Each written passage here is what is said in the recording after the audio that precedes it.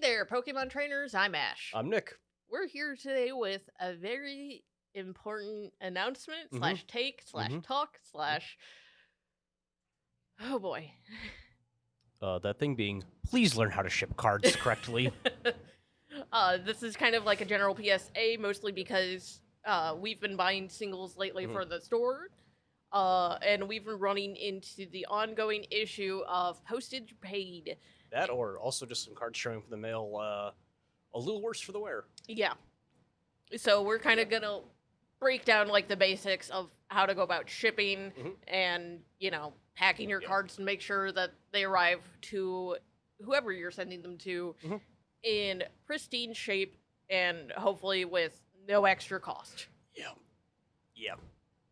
So, to start us out, I have my friendly little Mew from our last episode as my visual aid to demonstrate a Pokemon card. Never would have guessed. Yeah, maybe we should have gotten a magic card to really show off. What, just find an Imperial, like the old version Imperial Seal real quick? Yep, precisely. Yeah. Like, right off the get, this pretty little Mew VMAX, it's not exactly a cheap card, would you say?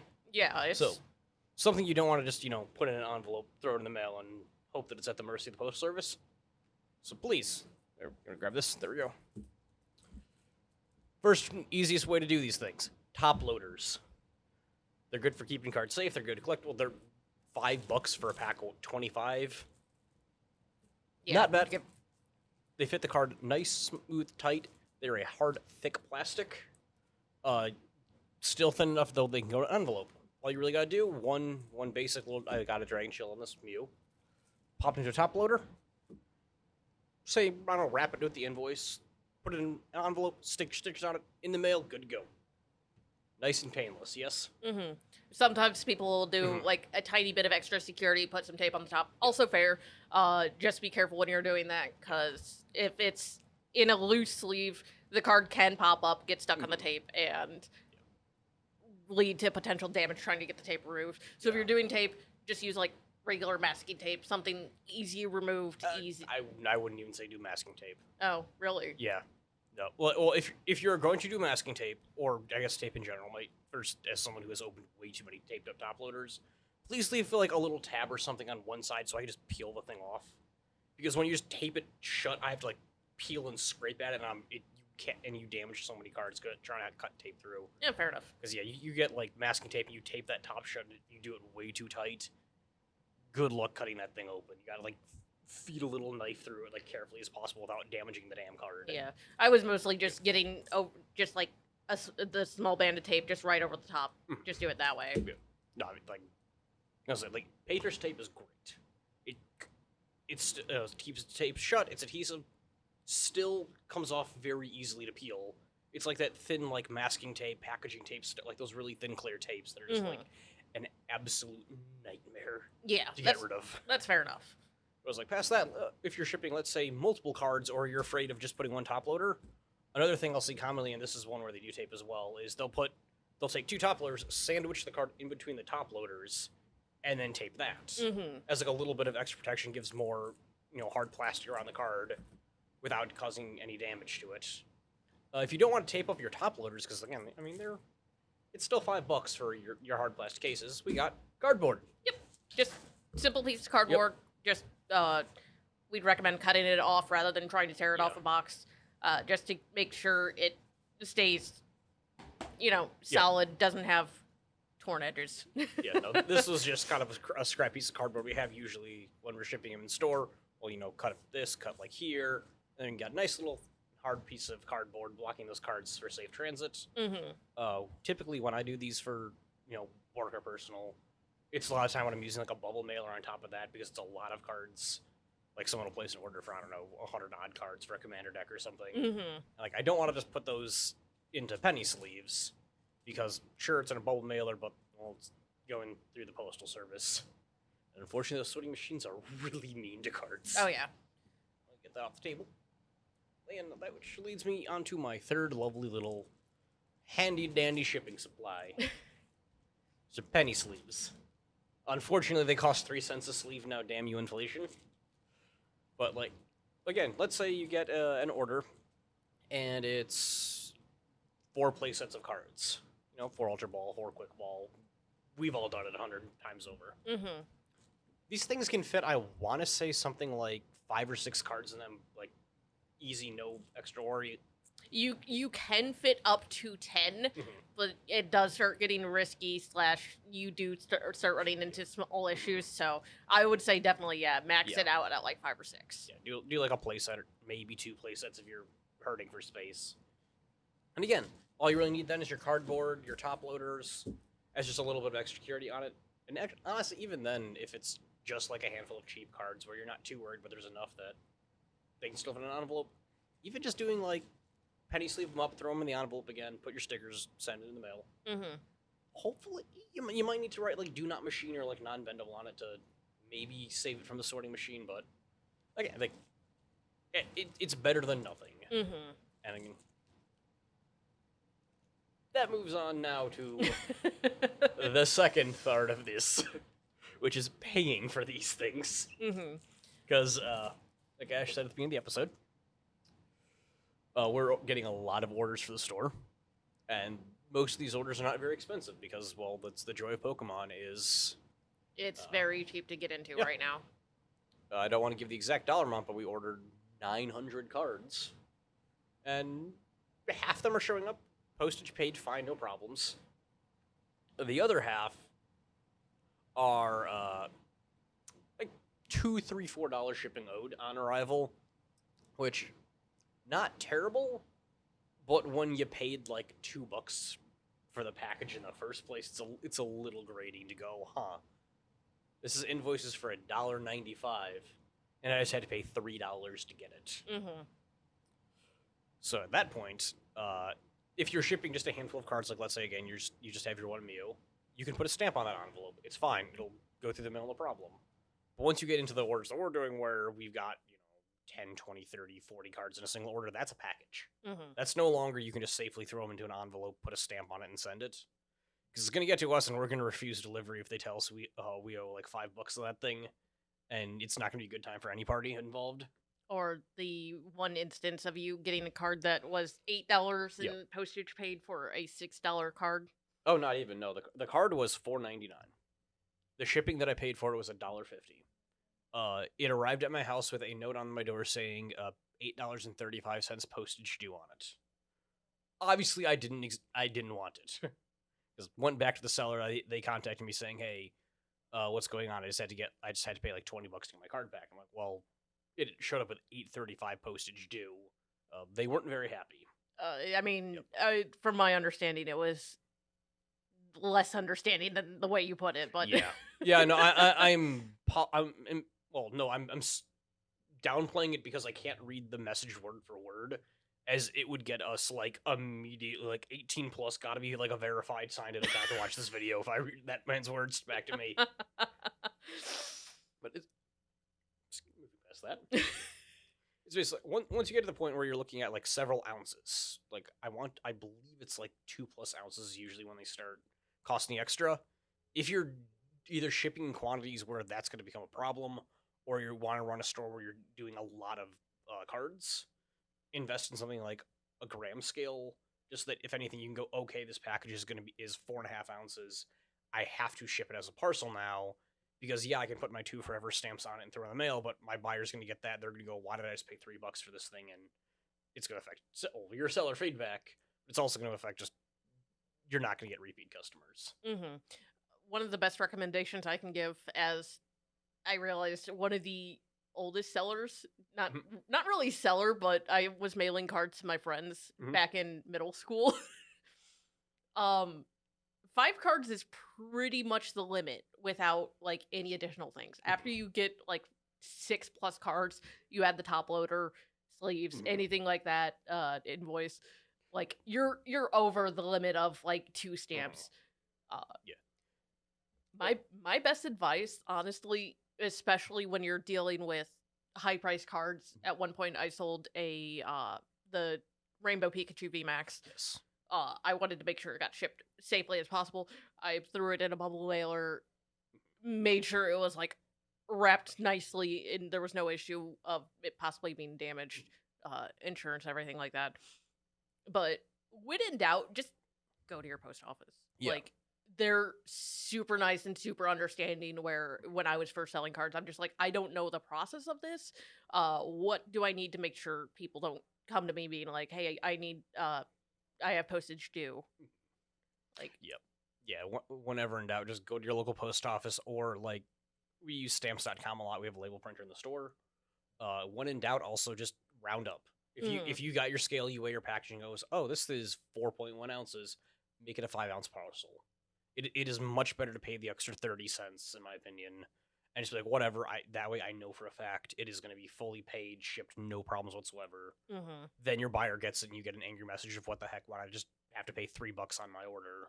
I only gave you $2 in the first place. Give me my money back. And kind of also in that boat is, the post office makes mistakes. Like, we all make mistakes. Packages will go missing. Unfortunately, there's not much that can be done. Like, they'll try their best, but yeah, which is also the other reason why I recommend using, again, if you're selling higher volumes, like stamps.com or by the post office, because all their stuff, I believe, comes with just like automatic $50 insurance on it at the lowest level. So even if you're just shipping a couple of $5 cards here and there, you put it in your bubble mailer, you slap your shipping label on it, it's insured now. You post office loses it, they do their investigation, say, yeah, our bad, we lost it. Here's your claim paid out. Well, not a lot more stress free, I'd say, than worrying again. Well, again, it's kind of a you have to do risk assessment, I guess. If you're doing a lot of stuff where you're just working with, your little penny sleeves, you're shipping 25-cent cards here and there, whatever, doesn't matter. But when you're working on with your muse, you want to make sure that's protected. Because same thing when you were talking about how when you sold your Pikachu, for example, you put insurance and signature tracking on that. Like, we trust the post office would do their job, obviously, but just as a little bit of also extra seller safety, if your buyer gets that package and claims, oh, I never received it in the first place, you can go, well, you got a signature on it, so we did get it. Just a lot of very obvious things about selling cards online that like feel like they should be common sense. But a lot of people don't realize it, especially because, the thing used to be, turning around trying to sell the boxes in markup. That's not really a thing anymore. So people are hoping to make a quick profit on that, not realizing all the nuances of it. Like, unless you are, I would go on a limb and say, like, unless you're an established store or somebody who's like got an obscene volume already built up, try to just crack packs and sell it online is gonna, in the end, probably end up costing you more. Because between, shipping costs, supplies, seller fees, etc. Whereas, like, if you're a store and you have, years and years and years of cards built up in a backlog where you're like, cool, there's no really upfront cost for me. I just have to get, my mailers and I'm good to go. Whereas if you're just doing, like, crack a pack, sell the big thing, that might not be the best route. Yeah. Like, it definitely feels like a lot of the sellers we've been getting where we've gotten these envelopes with the $3-4 postage due because they didn't realize that putting 20-odd cards into an envelope makes it a package now. When I go to check their profile, they're almost always very new sellers. And a lot of times, like, oh, they're selling 71 copies of T-Mail's Cheer for 1 cent each because they're using the TCG Player automatic, like, match lowest price, not realizing that as soon as one person says my card's a penny, all their cards become a penny. And when, like, I go in there and say, yeah, I'll buy 36 T-Mail Cheers, and they go, oh, I just made 37 cents plus $1 shipping, and I have to put 5 stamps on this thing so it'll get to them with proper postage. That's what I want to say. Forever stamps are over $1. Yeah. Yeah. So the $5-ish of postage for not even $1 of cards. And then TCG Player steps in and says, hey, we're going to take 5 cents out of that as our seller fee, and you also owe 15 cents here. So congrats on making 20 cents on a purchase that cost you $5. Yeah. Just, I mean, TLDR, moral of the story is, do your research, please. Do your research. When in doubt, pay a little extra, put like an extra stamp, round up the weight of the package. I would argue you probably don't want to take the gamble of getting lots of bad seller feedback from skimping on shipping costs. Like I always hate being the bearer of bad news and being like, hey, by the way, you guys shorted postage and now I had to pay $3 to get this card. A lot of times they just didn't realize it. Yeah. And they do need that nudge of, by the way, this cost X amount. Is there any way you can rectify it? In which a lot of times will end up being like, especially in our case where it's like 2 to 10 cent cards essentially. You're not even making that money because you have to immediately turn around and refund the person that price. Yeah. Also, a lot like after we received, I don't even know how many number of like $2, $3 postage odes. I reached out to a couple of other sellers and I was like, hey, I've got some questions. What's going on with this? Because it seems like we're getting is this just like something unique to like the Pokemon community? Because a lot of like inexperienced sellers are jumping into the market, or something else going on. I don't want to name the website they use because it's all kind of he said, she said. But one of the things they said is, oh, I use this website to do all my shipping. It's supposed to get me like the best rate on my package, blah, blah, blah. And what it's meant to do is as it gets scanned through like the UPS pipeline, it updates the tracking. And if like the cost increases, it's supposed to pull it out of their account. So that way they can pay like $2 to ship it. And then, oh, hey, it's actually going to be, it's supposed to be $3.30. So we'll just pull that $1.30 out of your account. It's not doing it properly. So it's passing all those costs off to the recipient. So suddenly you're getting packages where it's like, oh, $2 due because it was supposed to have charged the seller an extra $2. And it's like, oh, that might at least explain a little bit. Is this website is kind of catering itself like, hey, we make shipping painless. Give us your, sign up an account, give us your money. We'll handle the rest. All you have to do is give us an address and a credit card number for us to bill. You're good to go. And if that website's not either, because I know the UPS rates constantly increase. So if it's something like there was a rate increase and the website hasn't updated properly, suddenly $1 or $2 here and there is not getting paid. Yep. And more buyers are getting angry because why am I paying extra for my cards? Which again, kind of leads back to that old when in doubt, talk to the post office. Especially, again, if you're dealing in higher cards or high volumes of cards, where you go, hey, I have, 300 TCG flavorers to ship. What is the most efficient way? And I can almost guarantee that someone at the post office will go, oh, yeah, get this, and this, and you can print out 1,000 labels at home for $5 a pop. And like, the postal service is fantastic. I don't give them enough credit. They have seen some stuff. They've definitely dealt with some stuff. Yeah.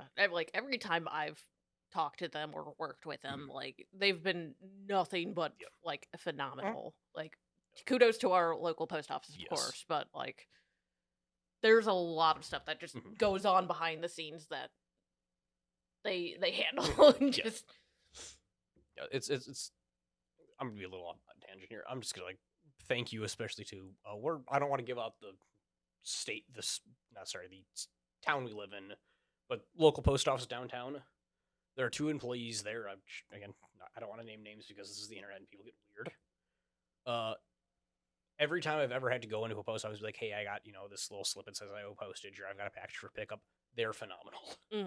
Walk over, oh yeah, here, you've got this one, and this one. I'm like, okay. And they go, this one's $1, this one's $2, this one's $3, this one's $8. Or do you really want to take that one? I'm like, no, actually, I don't. Thank you for, for already doing you don't have to take this. Like, you can send all these back. All we have to do is just stamp it and send it back. I'm like, that's cool. I'll take like the $1 ones. Those again, I'm gonna make the assumption that maybe it's a newer seller who didn't realize, or in some cases, like it might have just been like they didn't realize that like one card pushed it over the line. Accidents happen, and I'm not gonna fault them for I gave them $3 for some cards, and it ended up being they needed to pay $2 instead of $1, some stupid thing like that. Whatever, accident happened. Like every time they've been phenomenal. They're like, hey, here's this one, here's this one. We can do this, we can do this. But it's happened enough times now where when I talk to one of the women, she's like, if you want, we just keep these held back for you, and you just come by once a week to pick them up. I'm like, that might be the case going forward. I was like, yeah, no, if you want to just hold my parcels, I don't mind that too much. Sure, that's kind of annoying having to go to the post office, but like it's very nice being able to sit there and go, okay, so this one's this much, this one's this much, and just talking with them like, how did that happen? They go, oh, well, this package, it weighs 14 ounces, and the seller only paid $2 postage on it, so we need $4 for that cost because it's, first class parcel mail, blah, blah, blah. I'm like, oh, no, I get it. I work in a store, I ship things. And it's like, yeah, no, it's like, and she's kind of breaking down. She's like, yeah, this is a Zone 3 package going to a Zone 1 post office, so it's an extra cost here and this and there, and breaking down where all these additional charges suddenly pop up, where they're like, yeah, this person shipped it with blah, blah, blah.com, and he didn't pay in full, or this person, for some reason, only put one stamp on a package that's, we're on the East Coast, and they shipped it from Alaska. California. Yeah. What? Oh, boy. Real fast, though, because this just popped into my head. This is directed specifically at, apparently, North Carolina sellers. Because every time I've ordered a card from North Carolina, there's a problem with it. I ordered 2 cards in the same day. One card was a promotional Dragapult, which shipped from Denmark. It cost me about $7 US after currency conversion got in the way, plus PayPal being annoying. The other card was, I believe, a Volcarona from a store came from Raleigh, North Carolina. They both took 15 days. So, first off, congratulations to the U.S. Post Service for getting me a letter from Denmark in just over 2 weeks, and seeing as the seller, I believe, confirmed shipment 3 or 4 days after I purchased it. Probably only more like 11 days. To the person who lives in Raleigh, North Carolina, how did it take you 15 days? You flagged that order as shipped 12 hours after I gave you the money. How? As you can tell, Nick has some very strong opinions. I do, about and all of also I'm this. going to be ordering a lot more from Europe now because it was cheap. It was very fast. I was not expecting that. I was expecting in a month this thing was going to show. I'm like, oh yeah, I forgot I ordered that, but nope. The people from Denmark are what, Danes? Yes. Yes. This Danish dude, right, emails me personally after I placed the card saying, thank you so much. We're so happy to see international audiences, checking us out. I'm like, it's cool. I saw you have this card. I was really excited. They're like, yeah, that's great. The dude sent me a code for 5% off as a thank you. I saw this email. I'm like, oh, he's probably gonna be asking for more money. This is international shipping. Yeah. I paid him $5 for a card, the card, and $2 postage, and that was all I owed him. And nope, here's 5% off if you want to place another order with us. Thank you. So I'm like, what is this? Are they just this friendly naturally, or did I get the world's best card shop out of Denmark? Guys, yeah, here's this thing, here's this. We offer cards in these 6 languages. We have these promos available here. If you're interested in grading cards, unfortunately, our store doesn't carry any, but our sister shop over in Sweden does. I'm pampered now. I'm getting royal treatment. Yeah, no, if you go to this store, they're located actually out of Norway, and you tell them we sent you, they'll give you 10% off and free shipping. I'm like, I might have to go to Europe. I'm just gonna take a little international tour of European Pokemon stores. As you can tell, we went. Well, Nick just proceeded to go off the tracks. Oh yeah, but... no, that as soon as I just I need to order another card from that man. That was a very pleasant experience. Just one? Just maybe a few. Getting a discount code, a referral code, several links to different stores that are hey, these guys also ship internationally and they're carry promos. There's here's a German store that specializes in Pokemon German misprints. I'm you just gave me the phone book of weird Pokemon stuff. Hey, actually, I need that misprint one. Exactly. Oh yeah, if you go to this store in the United Kingdom, they're the biggest store in the entirety of Europe. They do free shipping on orders over 25, blah, blah, blah. I'm like, okay, cool, good to know. And they're this dude just super pleasant guy, just emailing back and forth to me nothing better to do. Yeah, I'll tell you about, some of the best shops in, in Europe. Wow. Which, that also brings up a point that I didn't think we would be making. Oh. But kindness goes a long way. Again, I try to be as understanding as possible when sending out these emails. I hate, again, I hate being the bearer of bad news. I don't want to start fights. But it's just hey, by the way, this this cost X. Yep. 9 times out of 10, I don't care paying the extra price because I wanted the cards. For the business, of course, that's a different thing because that means we're losing out on additional funds, things of that sort, yada yada. But like going off on a tangent with one of my own stories, I ended up buying.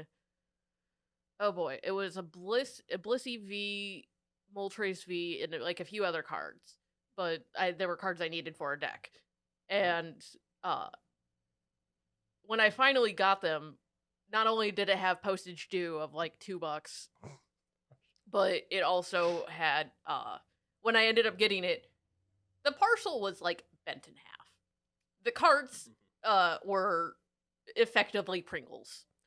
Yeah. So, and I just messaged the guy like, I ended up putting a review, and I was just like, unfortunately, cards I received were damaged, not well protected, and ended up having to pay postage. And dude proceeds to message me like, well, why didn't you message me before you left this review? I could have done it. Well, now I need to see the cards to see what kind of damage they were. And it's just like, the dude, he came off very huffy and rude.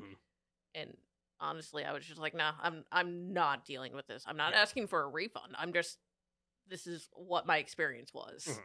Yeah, it's one of the ones where it's like, even if it wasn't the seller's fault, like it got caught in a machine. You go, hey, I'm so sorry, and you like half the time I've left reviews where the experience was bad, but the seller was very understanding. Well, like I got cards literally went missing in the mail. I think I checked when they finally showed up.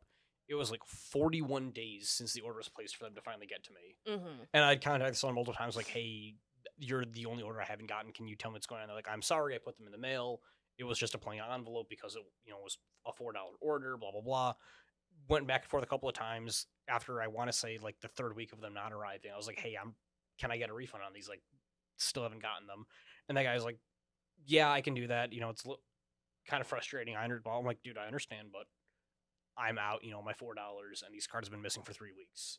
Well, they ended up showing up, and I went back to him, and I was like, hey, can I pay you now? He's like, wait, what? I'm like, yeah, those cards did show up. You weren't lying. They just got lost in the mail.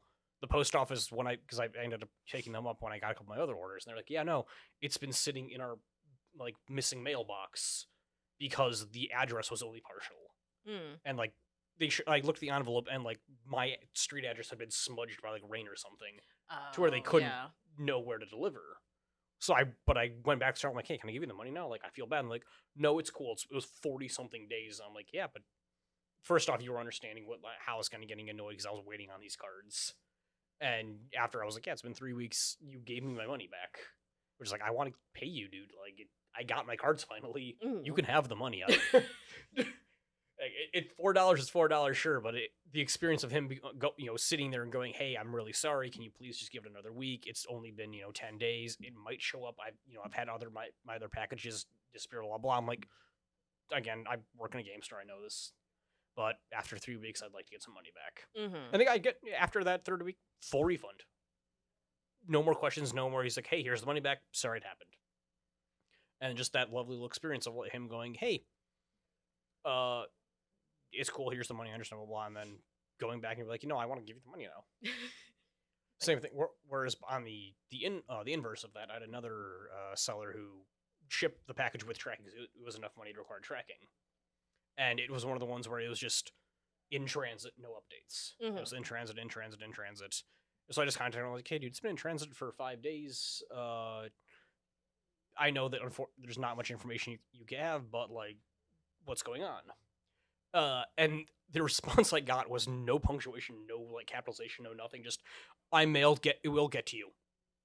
I'm like, that, I know that. When did you mail it? I mailed, will get to you.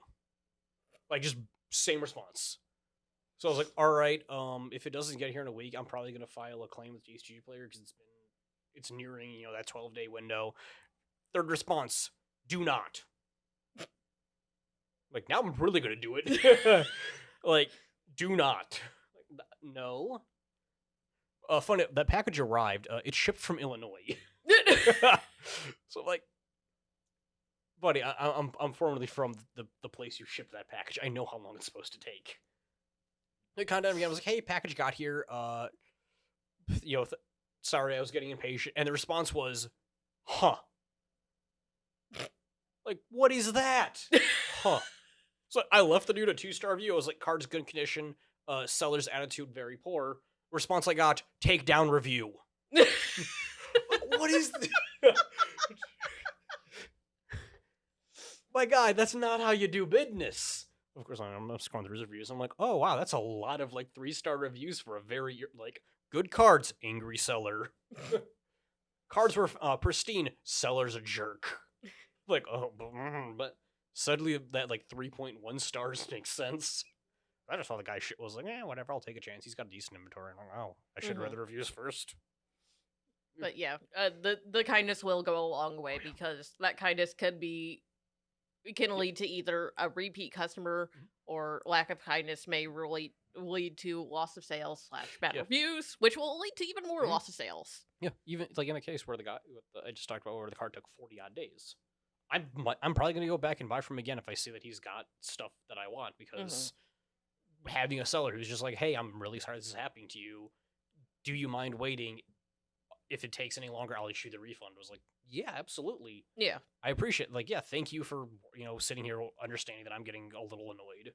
And still be like, dude, it's cool. I get calm down. We'll work with this. We'll figure it out. Here's your, all right, here's your money back. You're good. Like, yeah, I will buy from him again in a heartbeat. Mr. I don't know how to properly format sentences and tells people to take reviews down. Do not. Yeah, really. Just do not. Like, whoa. Okay, buddy. Actually, I don't know. Maybe I will order from that guy again just to annoy him even more. No, he probably already has you blocked. Probably. Just blocks every person that buys from him because he picks fights with all of them. But yeah, again, we're going off of tangents once again. One of these days, I think we just need to invite like 2 of our other locals and just like have like a sit down and just talk shit day. Just like, yeah, I got this funny story. I don't know, the $8 one is probably the best one. Yeah, and I wish I could. Maybe we'll do like a Pokemon rundown like after dark type thing where I can just read some of the messages I've received from like sellers. And they're like, oh, buddy, you might want to see a therapist about that. Maybe a specialist. I don't know. Like, this is crossing some boundaries I am not equipped to handle. TLDR, be nice. Ship your cards properly. When in doubt, talk to the postal service. If it's not USPS, whoever your main postal service is, like 9 times out of 10, they are willing to work with you. USPS, UPX, FedEx. Talk to the DHL guys. I don't know. Actually, the DHL guys will probably just personally deliver it for you. Yeah, I mean that's how I get most of my packages from Europe. Fair. It's through DHL. Bless courier services. But yeah, we hope this this episode was a little bit helpful, if not just a little bit funny, with us retelling some of our tales. Chaos. But as always, I'm Ash. I'm Nick. And we'll catch you next time.